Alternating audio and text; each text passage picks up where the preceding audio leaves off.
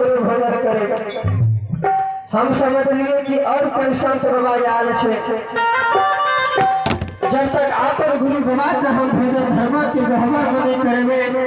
कि दुनिया में कोई भी संत का भोजन नहीं करे। वही समय में संत बाबा के अपमान के लिए मालिक तिल घड़ी के चूक में चुकलिए मालिक देव गोसामन सुंदर कया तेरे के पोपी में कोरिया शरीर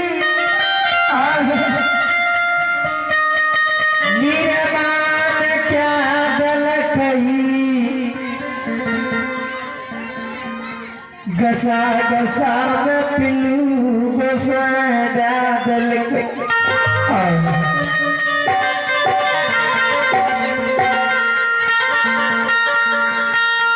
माता पिता से माता तेरा हित बन सर समाज से नता के तोरा दिल चिन्हायन चीन गोसा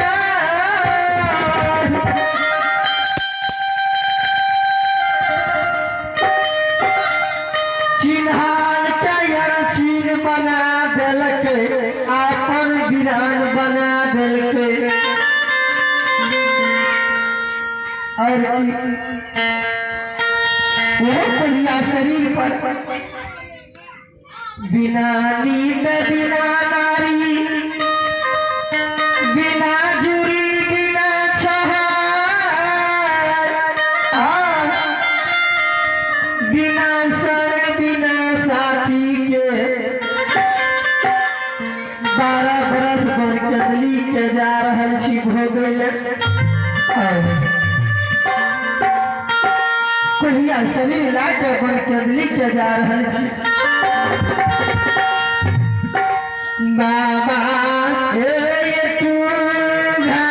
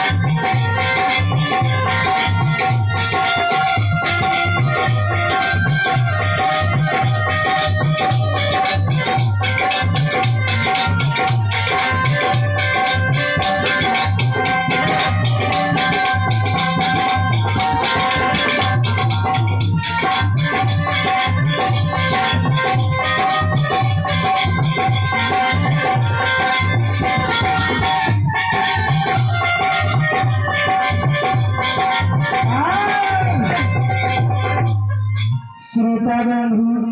अशोका के गीत के नजदीक जीत गई है।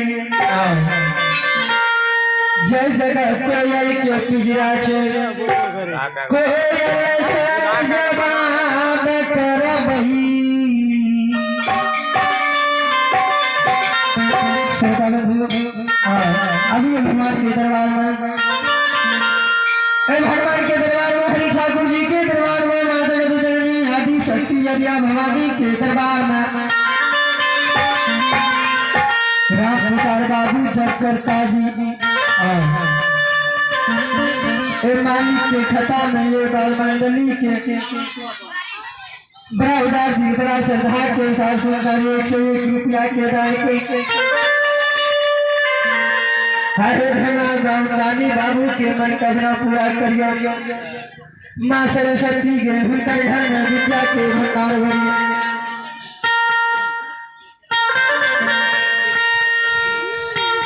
से बतिया तोरे दुआरिया खोलने बाबा के द्वार से बतिया तोरे दुआरिया खोलने बाबा के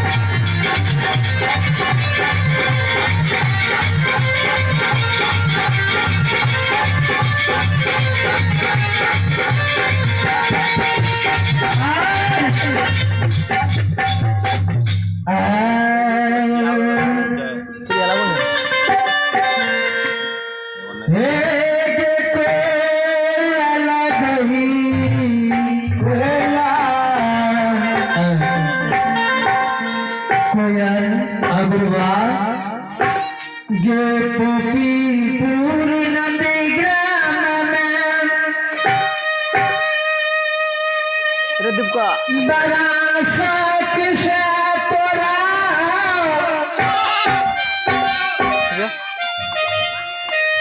हमें पोसलिया कोई गे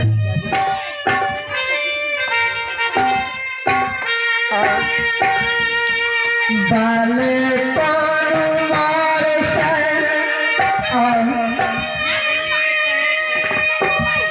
जान पर पैसा क्या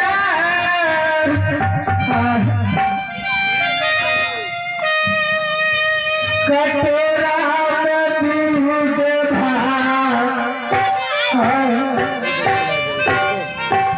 तोरा किए लिया कोई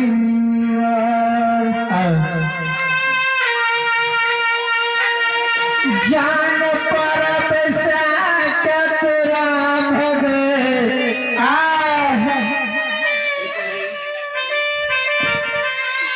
हर नाम सिखलियो कोई आए देव के चूक में चूक गलिया